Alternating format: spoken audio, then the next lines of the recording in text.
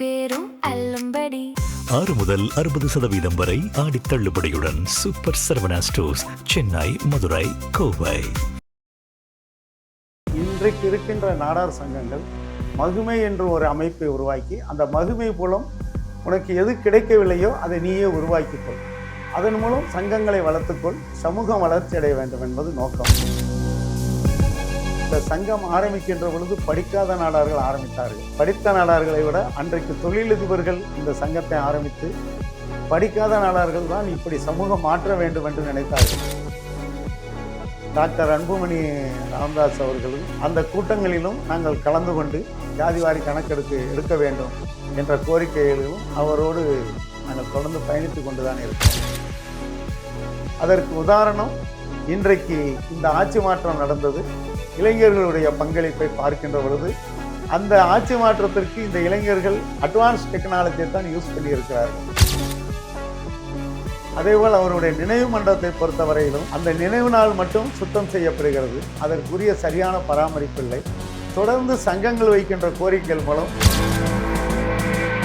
108 எம்எல்ஏக்கள் வந்தால் ஆட்சி அமைக்க முடியாது என்பதை இன்றைக்கு இளைஞர்கள் இப்பொழுதுதான் அதை பார்த்திருக்கிறார். சட்டசபையை இப்பொழுதுதான் அது 234 சட்டமன்றம் இருக்கிறது என்பதை இன்றைக்கு 25 வயது இளைஞன் இப்பொழுதுதான் தெரிந்திருக்கிறாங்க. அதற்கு முன்னால் அவர்களுக்கு தெரியாது. அவங்க ஆட்சிக்கு வந்து இப்பொழுது இன்னும் 100 நாள் கூட முடியல. இப்பொழுது அதை சொல்லி இருக்கிறார்கள். செயல்படுத்து என்பது இனிமேல் தான் போக தான் பார்க்க வேண்டும். இன்றைக்கு காலத்தை புதிய தலைமுறை எதையோ ஒன்று எதிர்பார்த்து ஆட்சிக்கட்டிலில் ஜோசப் விஜய் அவர்களை அமர்த்தியிருக்கிறார். அதை அவர்கள் இந்த காமராஜருடைய பணியை இதே போல் இளைஞர்களுக்கு நல்வழியை காட்டினால் சரியான பாதைக்கு இன்னொரு தமிழக அரசு ஒரு பெரிய மாற்றத்தை தமிழகத்தில் கொண்டு வரலாம். தமிழக அரசுக்கு எங்களுடைய நிரந்தரமான ஒரு கோரிக்கை என்பதை விட, பெருந்தலைவர் காமராஜருடைய பிறந்த நாளில் எப்படி நீங்கள் சொன்னதைப் போல அவருடைய நினைவு மண்டபம், இதை போல அவரால் கட்டப்பட்ட அணைகள், அனைத்து அணைகளிலும் பெருந்தலைவர் காமராஜருக்கு ஒரு பெரிய சிலை வைக்க வேண்டும்.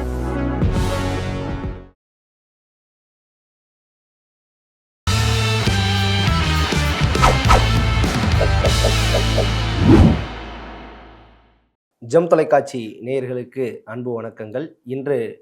இன்றைய சிறப்பு நேர்காணலில் நம்மோடு நாடார் மகாஜன சங்கத்தினுடைய பொதுச் செயலாளர் திரு கரிகோல்ராஜ் அண்ணாச்சி அவர்கள் இணைந்துள்ளார்.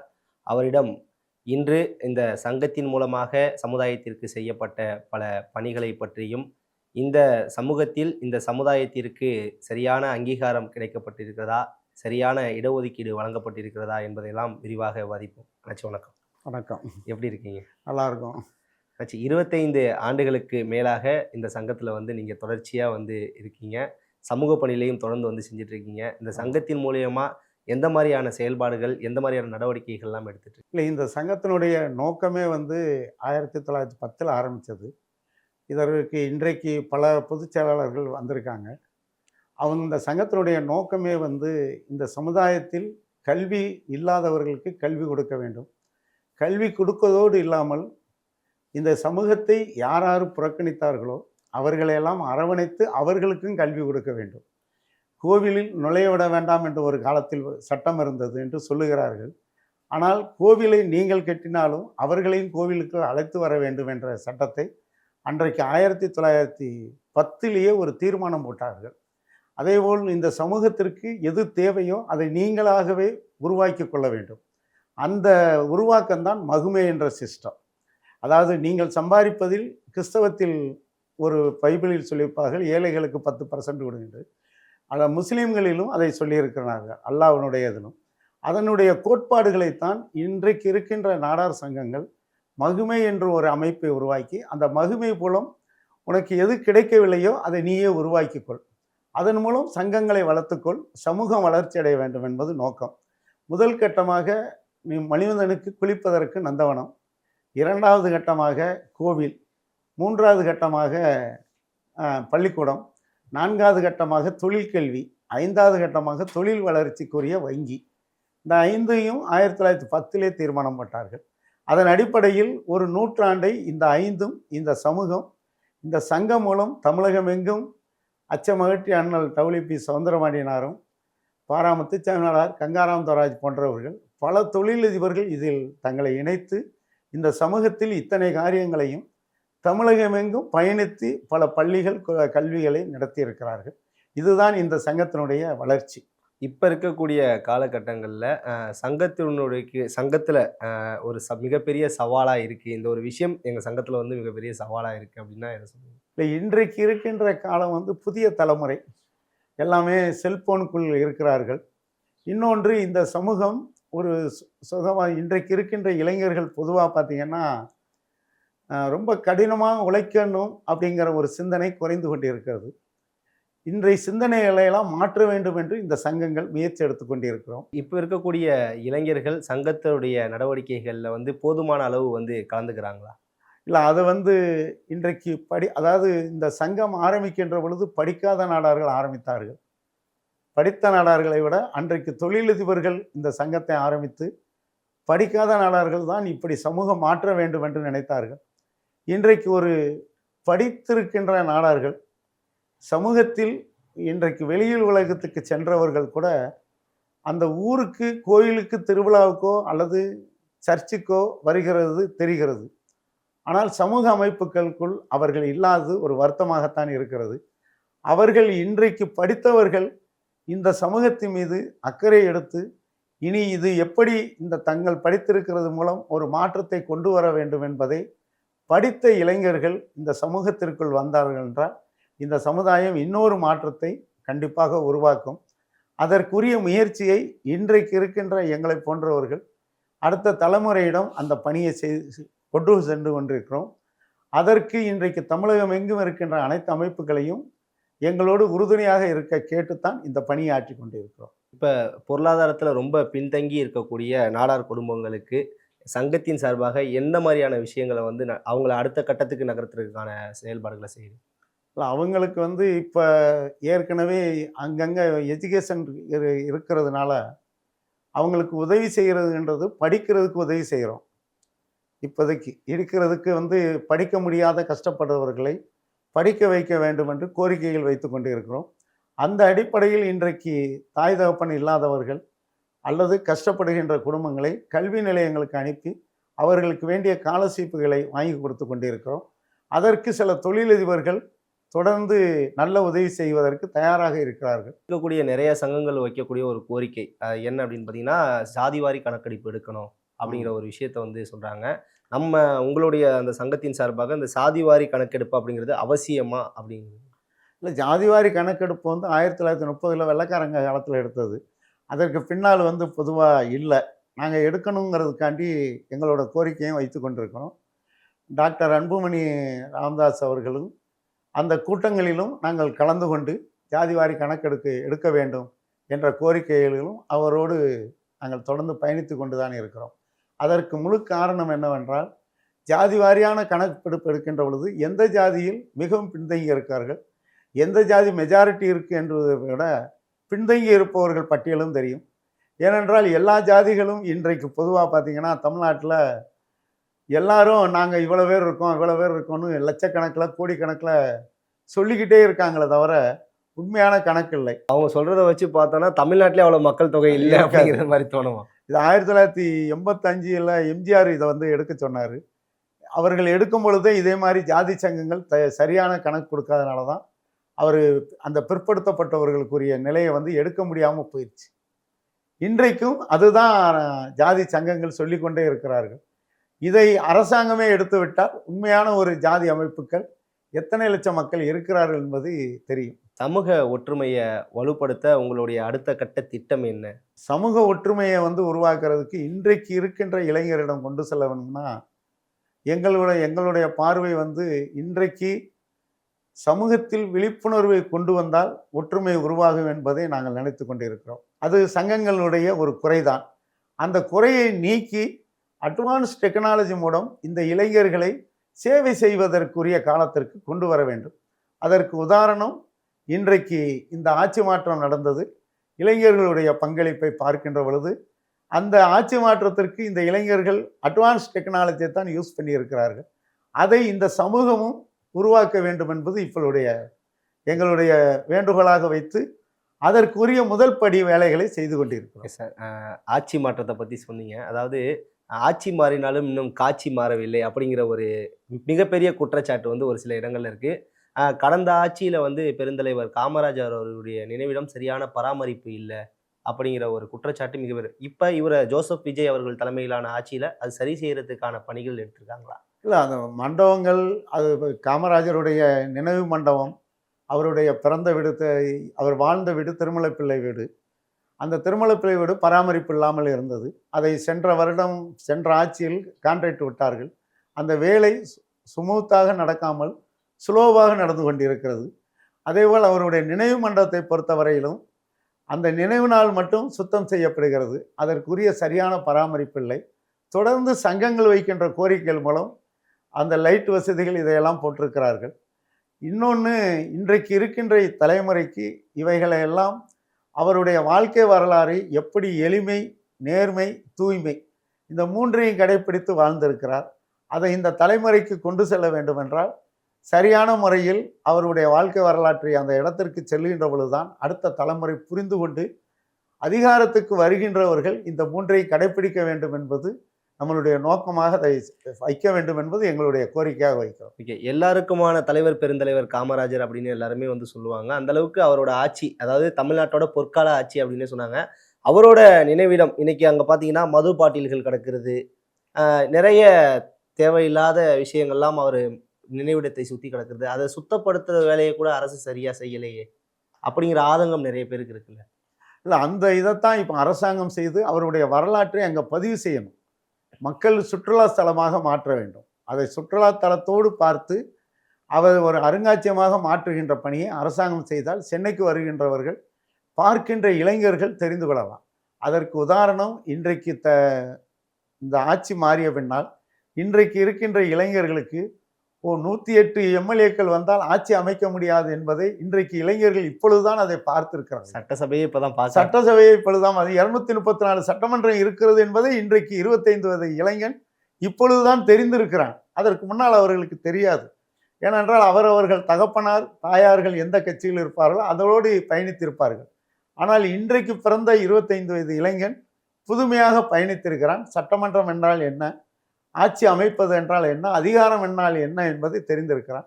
இந்த கட்டத்தில் காமராஜருடைய வரலாறுகள் உண்மையான அந்த தலைமுறைக்கு போய் சேர வேண்டும் என்பது எங்களுடைய நோக்கம். ஓகே சார், கொள்கை தலைவர்களில் பெருந்தலைவர் காமராஜரை திரு ஜோசப் விஜய் அவர்கள் வந்து வச்சிருக்காங்க.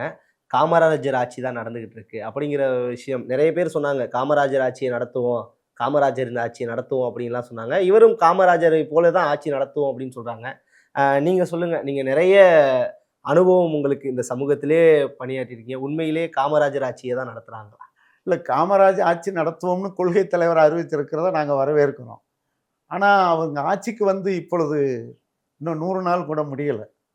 இப்பொழுது அதை சொல்லியிருக்கிறார்கள். செயல்படுத்தும் என்பது இனிமேல் தான் போக தான் பார்க்க வேண்டும். அவர்களுடைய நோக்கம் வந்து அந்த நாங்கள் முதலில் சொன்னது போல் எளிமை, நேர்மை, தூய்மை. ஒரு அடிப்படையானது காமராஜரிடம் பார்த்தது. அவர் ஆட்சி கட்டில் ஏறினது தியாகம் பண்ணியதை விட்டு விடுவோம். அவர் தூய்மையாக சுத்தமாக இருந்திருக்கின்றார், கரப்ஷன் இல்லாமல். அவர் கரப்ஷன் இல்லாமல் இருந்ததால் மந்திரிகளும் எந்த விதமான கரப்ஷன் இல்லாமல் இருந்திருக்கிறார்கள். மந்திரிகள் கரப்ஷன் இல்லாமல் இருந்ததால் அதிகாரிகள் கரப்ஷன் இல்லாமல் இருந்திருக்கிறார்கள். அதிகாரிகள் கரப்ஷன் இல்லாமல் இருந்ததால் மக்களும் கரப்ஷன் இல்லாமல் இருந்திருக்கிறார்கள். அப்போ அந்த நான்கும் ஒருங்கிணைக்கின்ற பொழுதுதான் அவருக்கு அந்த வாய்ப்பு கிடைத்திருக்கிறது. 9 வருட காலத்தில் இத்தனை பள்ளிக்கூடங்கள், 7% படித்த தமிழகம், அவர் வெளியேறுகின்ற பொழுது ஆட்சி கட்டிலை விட்டு இறங்குகின்ற பொழுது 37% படித்திருக்கின்றார்கள். இன்றைக்கு 61% கல்வி கற்றிருக்கிறோம். அதற்கு அடிப்படையை அவர் போட்டிருக்கின்றார். எத்தனை அணைகள் கட்டியிருக்கார்? ஆமாம், அதற்கு பின்னால் அக்ரிகல் விவசாயம் என்றால் இன்றைக்கு ஒரு 16 அணைகள் கட்டியிருக்கின்றார். இந்த 16 அணைகளில் லட்சக்கணக்கான ஏக்கர்கள் இன்றைக்கு வரையிலும் 70 ஆண்டுகள் 80 ஆண்டுகள் அந்த விவசாயம் நடந்து கொண்டிருக்கிறது என்றால் அதற்கு அடிப்படை அவர்தான். மீதி படிக்காத மக்கள் விவசாயம் பண்ண வேண்டும், அதற்கு தண்ணி வசதி வேண்டும். படிக்கிறதுக்கு வரமாட்டேன் என்பதற்குத்தான் மதிய உணவு திட்டத்தை ஆரம்பிக்கிறார். அப்பொழுது அவருடைய நோக்கம் பரந்த நோக்கமாக இருந்திருக்கு. அது இன்றைக்கு தமிழகம் ஒரு பெரிய வளர்ச்சி அடைந்திருக்கும். இந்த வளர்ச்சியை இன்றைக்கு இடையில் நடந்ததையெல்லாம் நாம் அரசியலை குறையாக சொல்வதை விட இன்றைக்கு மீண்டும் புதிய தலைமுறை, இன்றைக்கு காலத்தை புதிய தலைமுறை எதையோ ஒன்று எதிர்பார்த்து ஆட்சிக்கட்டலில் ஜோசப் விஜய் அவர்களை அமர்த்தியிருக்கிறார்கள். அதை அவர்கள் இந்த காமராஜருடைய பணியை இதேபோல் இளைஞர்களுக்கு நல்வழியை காட்டினால் சரியான பாதைக்கு இன்னொரு தமிழக அரசு ஒரு பெரிய மாற்றத்தை தமிழகத்தில் கொண்டு வரலாம். ஏனென்றால் இந்த 4 பேரும் ஒழுங்காக இருக்க வேண்டும். சார், இப்போ கல்வி, இந்த வேலை வாய்ப்பு அப்படிங்கிற ஒரு விஷயம் வந்து நிறைய பேர் படிச்சிருந்தாலும் வேலை கிடைக்காம நிறைய பேர்லாம் வந்து இன்னும் வேலை தேடி அலைகிறவங்களாம் நம்மளால் பார்க்க முடியுது. அதுக்கு உங்களோட கருத்து என்ன சார்? வேலை தேடி அரசாங்க வேலையை தேடி எல்லோரும் அலைந்தார்கள். சமீப காலமாக அரசாங்க வேலையில் சரியான பரீட்சைகள் நடைபெறவில்லை என்ற குறைகள் சொல்லிக்கொண்டே இருந்தது. அது கம்ப்யூட்டர் யுகம் வருவதற்கு முன்னால் இந்த குறைகள் இருந்தது. ஆட்சியாளர்களிடம் சென்றால்தான் வேலை வாய்ப்பு கிடைக்கும் என்ற ஒரு மனநிலை இருந்தது. அதற்கு பின்னால் பார்த்தீர்கள் என்றால் ஆட்சியாளர்களிடம் சென்று பல பேர்களிடம் ஏமாந்த மக்கள் பணம் கொடுத்து ஏமாந்து விட்டோம் என்று அதுதான் இன்றைக்கு நிறைய கேஸ்களை போட்டிருக்கிறார்கள். ஆனால் அந்த காலம் மாறி கம்ப்யூட்டர் உலகமாக மாறிவிட்டது. டிஎன்பிசிஓ பல பரீட்சைகள் group 4, group 2, group 1, group IAS IPS இன்றைக்கி எல்லா நிறுவனங்களும் இன்றைக்கு அதை நோக்கி பயணிக்க ஆரம்பித்து விட்டார்கள். இதை இன்றைக்கு இருக்கின்ற இளைஞர்கள் அதுக்கு தகுந்தார்கள் படிக்க ஆரம்பிக்க வேண்டும். இன்னமும் நாம் எப்படியாவது 5 லட்சம் 10 லட்சம் கொடுத்தால் வேலை வாங்கி விடலாம் என்ற மனநிலையை மாற்றி நாம் கடுமையாக உழைத்து படித்தால் வேலை கிடைத்துவிடும் என்ற மனநிலைக்கு இளைஞர்கள் வர வேண்டும். அதற்கு நாடு வர ஆரம்பித்து விட்டது. அதேபோல் இன்றைக்கு எலக்ட்ரிசிட்டியோ இன்றைக்கு இருக்கின்ற துணைவேந்தர்கள் நியமனமோ அல்லது இருக்கின்ற கல்வியினுடைய வேலைவாய்ப்போ அனைத்துமே இதை போல் உருவாக்குகின்ற காலத்திற்கு வர வேண்டும். இப்போ சமீப காலமாக நீங்கள் ஒரு 60-20 நாள் பார்த்து கொண்டே இருப்பீர்கள். அனைத்தும் அதை பழசுகளை தோண்டி கொண்டே இருக்கின்றார்கள். ஆனால் பழசை தோண்டி பகையை இழுப்பதை விட புதிதாக இந்த நாட்டுக்கு நாம் என்ன செய்ய வேண்டும் என்பதை உருவாக்கி தந்தால்தான் இந்த இளைஞர்களுக்கு வேலை வாய்ப்பு கிடைக்கும். அது எல்லாமே மறைமுகமாக இல்லாமல் ஓப்பனாக பரீட்சை வைத்து, அது எந்த சமூகமாக இருந்தாலும் நீ திறமை உள்ளவனாக இருந்தால் வேலைக்கு வரலாம் என்ற நிலைப்பாடை கொண்டு வருகின்ற பொழுதுதான் அரசாங்கமும் தூய்மையாக செயல்படும். நான் யாரிடமும் லஞ்சம் கொடுத்து வரவில்லை, நான் என்னுடைய திறமையில் வேலை வாய்ப்புக்கு வந்திருக்கிறேன், நான் யாரிடமும் கையூட்டு வாங்க மாட்டேன் என்ற மனநிலையை தமிழகத்தினுடைய இளைஞர்களிடம் உருவாக்கிவிட்டால் இந்த வாய்ப்பை உருவாக்கலாம். அதற்கு நாடார் மகாஜன சங்கம் நாங்கள் இன்றைக்கு ராஜா கணேசன் அகாடமி என்று மதுரையில் வேலச்சாமி கல்லூரியில் வைத்து அனைத்து சமூக இளைஞர்களும் அங்கே தங்கி குரூப் 4க்கும் போலீஸுக்கும் ட்ரைனிங் கொடுத்து கொண்டே இருக்கிறோம். குரூப் 1க்கெல்லாம் சென்னைக்கு பெரிய நிறுவனங்களில் அனுப்பி வைக்கிறோம். இது எல்லாமே ராஜா கணேசன் அகாடமி மூலம் அனுப்பி கொண்டிருக்கிறோம். 2வது, அதற்கு பின்னால் இந்த பணியை செய்வதற்கு காரணம் அவரிடம் நாங்கள் சொல்லுவதெல்லாம் பாஸாகி செல்கின்ற பொழுது நீங்கள் கரப்ஷனில் லஞ்சம் இல்லாமல் வாழுங்கள், எல்லா மக்களுக்கும் உன்னால் முடிந்ததை இன்னும் ஒரு நல்லது செய்ய வேண்டும் என்பதை சொல்லி வேலை கிடைத்தவுடன் அவர்களுக்கு பாராட்டு விழாவில் இதை மட்டும்தான் நாடார் மகாஜன சங்கம் ராஜா கணேசன் அகாடமி செய்து கொண்டே இருக்கிறோம். இது எங்களிடம் ஒரு திருப்தி இருப்பது. இப்போ அனைத்து சமூக மக்களும் இந்த முயற்சியை எடுக்கலாம். இன்றைக்கு இருக்கின்ற கோச்சிங் சென்டரிலும் இந்த பணியை செய்தால் அரசாங்கமும் இந்த பணியை செய்து ஒரு நல்ல திறந்த வெளியாக புதிய தலைமுறை இளைஞர்களுக்கு வேலைவாய்ப்பை கொடுத்தா இன்னொன்று நாடு நன்றாக இருக்கும். இவர்கள் எதை நீங்கள் சொல்லுவதைப் போல தூய சக்தி என்று சொல்லுகிறார்களோ அந்த தூய சக்திக்கு அடிப்படை இங்கே இருந்து தான் வர வேண்டும். இதை செய்தால் இன்னொன்று நாடு நன்றாக இருக்கும். அவருடைய அமைச்சரவையில் நாடார் சமுதாயத்திற்கு சரியான அங்கீகாரம் வழங்கப்பட்டிருக்கா? ஏன்னா கடந்த ஆட்சியில் வந்து 3 அமைச்சர்களை கொடுத்துருந்தாங்க. மனோ தங்கராஜாக இருக்கட்டும், கீதா ஜீவனாக இருக்கட்டும், அனிதா ராதாகிருஷ்ணனாக இருக்கட்டும், 3 அமைச்சர்களை கொடுத்துருந்தாங்க. ஒரு சபாநாயகரும் கொடுத்தார்கள், 4 பொறுப்புகளை கொடுத்திருந்தார்கள். அது அன்றைய காலத்திற்கு திராவிட இயக்கத்தில் நாடார்கள் அதிகம் பயணித்திருந்தார்கள். ஏனென்றால் எப்படி தேசிய இயக்கத்தில் காங்கிரஸோடு பயணித்த நாடார்களைப் போல திராவிட இயக்கத்திலும் தங்களை முழுமையாக பயணித்த நாடார்கள் நிறைய இருக்கிறார்கள். அது தமிழ் மீது பற்று அன்றைக்கு இருந்த காலத்திற்கு தொடர்ந்து பயணித்தவர்கள் அந்த பதவியை கொடுத்தார்கள். இன்றைக்கு அருமைக்குரிய ஜோசப் விஜய் அவர்கள் பயணிக்கின்ற பொழுது நாடார்கள் ஒரு விதமான ரசிகர்களும் அவருக்கு கூட இருந்தவர்கள் மட்டும்தான் பயணித்திருக்கிறார்கள். புதிதாக அரசியல் இயக்கத்திற்கு அந்த 3 வருடத்திற்கு நாடார்கள் எங்கேயும் செல்லவில்லை. அதனால் அந்த வாய்ப்புகள் குறைவாக இருக்கிறது என்று எங்களுடைய பார்வை. குறிப்பாக கடந்த ஆட்சியில் கூட ஒரு பனையேறி தொழிலாளியை துப்பாக்கியால் சுடப்பட்டாங்க. இதை பற்றியெல்லாம் என்ன நினைக்கிறீங்க? இதுக்கு சங்கத்தின் மூலமாக என்ன நடவடிக்கை எடுக்க போகுது? அந்த துப்பாக்கி சூட்டிங் நடந்த உடனே எல்லா சங்கங்களும் கோரிக்கைகள் வைத்தோம். எல்லா சங்கங்களும் அவருடைய ஆஸ்பத்திரி செலவுக்கு எங்களால் முடிந்த அளவு எல்லா சங்கங்களும் தனிப்பட்டு ஒவ்வொருத்தருங்களும் கொண்டு நேரடியாக நிதிகளை கொடுத்தோம். எல்லா சங்கங்களும் அந்த ஆஸ்பத்திரி செலவுக்குரிய பணியை செய்தார்கள். அரசாங்கத்தின் கோர்ட்டில் கேஸை போட்டு சிபிசிஐடிக்கு விசாரணை செய்ய வேண்டும் என்று வழக்கறிஞர் அணியிலிருந்து அந்த மாற்றத்தை கொண்டு வந்தோம். அதையெல்லாம் இந்த சமூகம் அந்த பணியை செய்தது. அதற்கு காரணம் என்னவென்றால், அதிகாரிகள் சில நடவடிக்கை எடுக்கின்ற பொழுது தவறான நடவடிக்கைகள் எடுத்து விடுகிறார்கள். அதை இன்றைக்கு இருக்கின்ற காலத்துக்கு தகுந்தாற்போல் ஒரு நபர்களை எடுக்கின்ற பொழுது அது ஒரு ஜாதியாக நாம் பார்க்க வேண்டியதில்லை. ஏனென்றால் நல்ல அதிகாரிகளும் இருப்பார்கள். அந்த அதிகாரிகளுடைய எடுக்கின்ற முடிவு தவறான முடிவாக இருந்தவுடன் அவர் அரசாங்கத்தை குறை சொல்ல வேண்டிய கட்டாயம் இல்லை. மக்கள் நிறைய பேர் சொல்லக்கூடிய விஷயம், பாலியல் குற்றங்கள் இன்னைக்கு நடக்குது, அவங்களையெல்லாம் அவங்க துப்பாக்கி எதுவும் பண்ணலை, ஆனால் அவர் பணமரந்தாயா ஏறினாரு, அவரை மட்டும் ஏன் அவங்க துப்பாக்கி சுடுது அப்படிங்கிற இதெல்லாம் நிறைய இல்லை. அவர் அன்றைக்கு நடந்த விஷயங்கள் அவரை பற்றி அந்த அந்த இன்ஸ்பெக்டரை விசாரிக்கின்ற பொழுது அவர் எல்லா இடத்திலையும் ஒரு ஹீரோயிசமாக வாழ்ந்து கொண்டிருந்தார். அவர் அனைத்து ஊர்களில் அவர் எந்த இடத்தில் பதவியில் இருந்தாரோ அந்த இடத்தில் சினிமாவில் வருகின்ற ஒரு கதாநாயகன் போல காட்சியளித்தார். அதே பாணியைத்தான் அங்கேயும் கடைப்பிடித்து விட்டார். நாங்கள் பார்த்த பார்வை. தொடர்ச்சியாக பெருந்தலைவர் காமராஜர் அவர்களுடைய பிறந்தநாள் விழாவை ரொம்ப சிறப்பாக நீங்கள் கொண்டாடிட்டு இருப்பீங்க. இந்த வருடம் என்னென்னலாம் பண்ண போகிறீங்க? இந்த அரசுக்கு நாடார் மகாஜன சங்கத்தின் சார்பாக என்ன மாதிரியான கோரிக்கைகள்லாம் வைக்க போகிறீங்க? இல்லை, இந்த வருஷம் நாங்கள் காமராஜருடைய பிறந்தநாள் விழாவை தமிழகம் எங்கும் இருக்கின்ற நான் சொன்னதைப் போல அந்த 3 தூய்மை எளிமையை கொண்டு வரணும் என்று தொடர்ந்து ஒரு 6-7 வருடமாக தமிழகம் எங்கும் இருக்கின்ற அரசு பள்ளிகள், தனியார் பள்ளிகள் அனைத்தையும் வைத்து பேச்சு போட்டிகளை நடத்தி கொண்டே இருக்கின்றோம். 6, 7, 8, 9, 10, 11, 12 இந்த 3 கட்டத்தினுடைய மாணவர்கள். ஏனென்றால் அடிப்படையான மாணவர்களுக்கு காமராஜரை தெரிந்து கொள்ள வேண்டும், அவருக்கு எப்படி ஆளுமை இருந்தது என்பதை தெரிகின்ற வகையில் பேச்சு போட்டிகள் ஒரு 50 இடங்களில் நடந்து கொண்டிருக்கிறது. 30,000 மாணவர்கள் கலந்து கொண்டிருக்கிறார்கள். இன்றைக்கு 3 இடங்களில் நடக்கிறது. இது எங்களுடைய நோக்கம். அவர்களுக்குரிய பிரைஸுகளை நாடார் தொழிலதிபர்கள் அனைவருமே எங்களுக்கு அதை கொடுத்து சமூகத்தில் ஒரு மாற்றத்தை இளைஞர்களிடம் கொண்டு வாருங்கள் என்று சொல்லியிருக்கிறார்கள். அந்த வகையை செய்து கொண்டிருக்கிறோம்.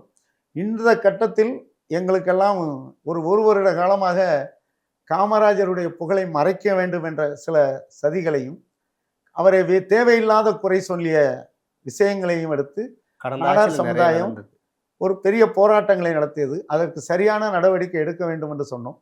அந்த அடிப்படையில் சரியான விழிப்புணர்வை கொண்டு வர வேண்டும் என்று எங்களுடைய மகளிர் சேனைகள் மூலம், பெண்கள் அமைப்பு மூலம் தமிழகத்தில் அவரால் கட்டப்பட்ட அணைகளில் இருந்து ஒரு புனித நீரை எடுக்கின்ற பணியை செய்திருக்கிறோம். முதலாக கன்னியாகுமரியில் அவர் சித்தார் அணை என்று 1, 2 என்று கட்டியிருக்கின்றார். அந்த தண்ணீரை எப்படி கடத்த வேண்டும் 2 மலைகளுக்கு நடுவில் என்று தொட்டிப்பாலம் என்று ஒன்றை உருவாக்கி இருக்கின்றார். அதன் மூலம் தமிழக மக்களுக்கு, கன்னியாகுமரி மாவட்டத்தில் இருக்கின்ற மக்களுக்கு என்ன செய்திருக்கிறார், எத்தனை ஏக்கர் விவசாயம் நடந்திருக்கிறது என்பதையெல்லாம் அந்த புனித நீரை எடுக்கின்ற பணியை ஒரு 3 நாளைக்கு முன்னால் துவைக்கணும். இன்றைக்கு காலையில் மணிமுத்தாறு டேமில் எடுத்து விட்டார்கள் நெல்லை மாவட்ட நிர்வாகிகளோடு. இன்றைக்கு தொடர்ந்து வைகை டேமில் எடுக்கிறார்கள். அதற்கு பின்னால் ஆழியாறு, அமராவதி, பரமிக்குளம் இப்படி வரிசையாக செல்வது. கடைசியாக திருவண்ணாமலையில் சாத்தனூர் அணையை முடித்து புல்லுவாயில் கால்வாய் வளமாக எடுத்து விருதுநகர் அந்த தண்ணீர் சேர்கிறது. அதை நாங்கள் 14ஆம் தேதி அந்த புனித நீருக்கு ஒளியேற்றி அதை இன்றைக்கு உருவேற்றுகின்ற பணியமாக செய்து 15ஆம் தேதி அவருடைய சிலைக்கு அந்த தண்ணீரை வைத்து அபிஷேகம் பண்ணுகிறோம். ஏனென்றால் ஏதோ புண்ணிய தீர்த்தம் என்பதை விட, புண்ணியங்களுக்கு தீர்த்தங்களுக்கு செல்வதை விட அவர் கெட்டிய அணையிலிருந்து தான் அந்த புண்ணிய தீர்த்தம். அதுதான் இன்றைக்கு காலத்திற்கு விவசாயத்தை அளித்திருக்கிறது. இந்த பணியை செய்வதற்கு காரணம் ஒரு மனிதர் ஏதோ அன்றைக்கு செய்ததை இன்றைக்கு இருக்கின்ற தலைமுறை தண்ணீரை எவ்வளவு சிக்கனமாக பயன்படுத்த வேண்டும், தண்ணீர் எவ்வளவு இந்த நாட்டுக்கு தேவை, நாம் இன்றைக்கு கரண்டு இருக்கிறது என்றால் வீணாக போகக்கூடாது என்பதை புரிய வேண்டும்.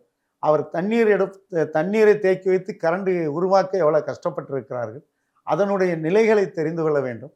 ஏனென்றால் இன்றைக்கு நாம் சாதாரணமாக ஒரு வீட்டில் ஃபேன் போட்டால் அதை யாருமே அதை அமர்த்துவதில்லை.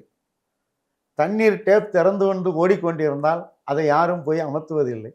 இந்த பழக்கங்களை சின்ன பிள்ளைகளுக்கே நாம் சொல்லிக் கொடுக்க வேண்டியது. தண்ணீர் என்றால் தமிழகத்திற்கு எவ்வளவு முக்கியம், கரண்ட் என்றால் எவ்வளவு கஷ்டப்பட்டு தயாரிக்கிறார்கள் என்பதை பள்ளிக்கூடத்திலிருந்தே சொல்லிக் கொடுக்க வேண்டும். இதையெல்லாம் பெருந்தலைவர் காமராஜர் கஷ்டப்பட்டு செய்திருக்கிறார் என்பதை எங்களுடைய நாடார் மகளிர் சேனை மூலமும் நாடார் இளைஞரணி என்ற ஒரு அமைப்பின் மூலமும் தமிழகம் எங்கும் இதை பயணித்து கொண்டு இந்த மக்களிடம் கொண்டு விளக்கமாக சொல்லிக் கொண்டே இருக்கிறோம். இதன் மூலம் தமிழக மக்கள் நல்ல ஒரு அறிவு வளர்ச்சியும் ஒரு ஆற்றல் மிகுந்த சக்தியாக மாறுவதற்கு இந்த முயற்சி எடுத்துக்கொண்டிருக்கிறோம். தமிழ்நாடு அரசுக்கு என்ன கோரிக்கை வைக்க போறீங்க இந்த மாநாட்டில்? அதாவது பெருந்தலைவர் காமராஜர் அவர்களுடைய பிறந்த நாளில் என்ன மாதிரியான கோரிக்கைகளை வைக்க போறீங்க? தமிழக அரசுக்கு எங்களுடைய நிரந்தரமான ஒரு கோரிக்கை என்பதை விட பெருந்தலைவர் காமராஜருடைய பிறந்த நாளில் எப்படி நீங்கள் சொன்னதைப் போல அவருடைய நினைவு மண்டபம், இதை போல அவரால் கட்டப்பட்ட அணைகள், அனைத்து அணைகளிலும் பெருந்தலைவர் காமராஜருக்கு ஒரு பெரிய சிலை வைக்க வேண்டும். அந்த சிலையை வைத்து அவரால் இந்த அணை எத்தனை ஏக்கரில் விவசாயம் நடைபெறுகிறது அதை ஒரு பூங்காவாக மாற்ற வேண்டும். அந்த பூங்காவாக மாற்றி தமிழகத்தில் இருக்கின்ற பள்ளிகளை எல்லாம், பள்ளிக்கூடங்களில் இருக்கின்ற மாணவர்களை சுற்றுலா தலத்துக்கு அழைத்து செல்லுகின்ற பொழுது இந்த டேம்களை எல்லாம், தமிழகத்தில் இருக்கின்ற டேம்களில் அவர் செய்த சாதனைகளை சுற்றி பார்க்கின்ற பொழுதுதான் மாணவர்கள் இப்படியெல்லாம் செய்தால்தான் நாட்டுக்கு நல்லது நடக்கும் என்பதை புரிய வைக்கின்ற காலத்தை கொண்டு வர வேண்டும். அதுதான் எங்களுடைய கோரிக்கையாக. அது தமிழ்நாட்டுக்கு நல்லது என்று, அது காமராஜருக்கு பெருமை சேர்க்கிறது என்பதை விட அது தமிழகத்திற்கு நல்லது.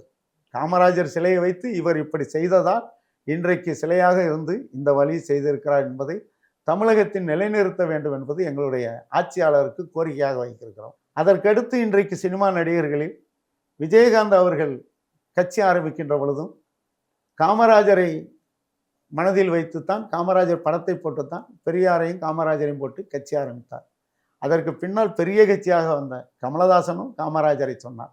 அவர் காமராஜரால் சினிமாவுக்கு நடிக்கப் போர், இவன் நன்றாக நடிப்பான் என்று ஆசீர்வதிக்கப்பட்ட ஒரு நடிகர்.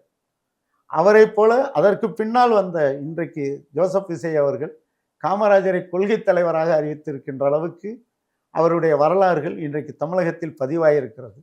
அத்தனை சினிமா நடிகர்களாக இருந்தாலும் காமராஜருடைய வரலாற்றை படித்து தெரிந்திருக்கிறார்கள்.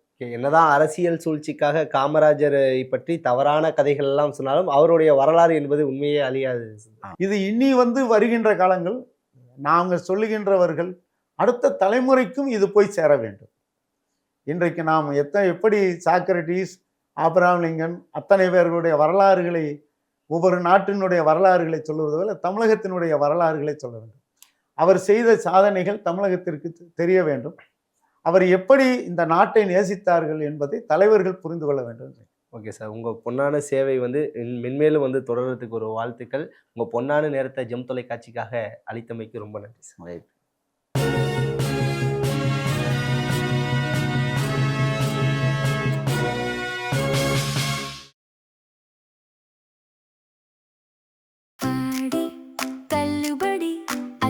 பேரும் அல்லும்படி 6 முதல் 60% வரை ஆடி தள்ளுபடியுடன் சூப்பர் சரவணா ஸ்டோர்ஸ், சென்னை, மதுரை, கோவை.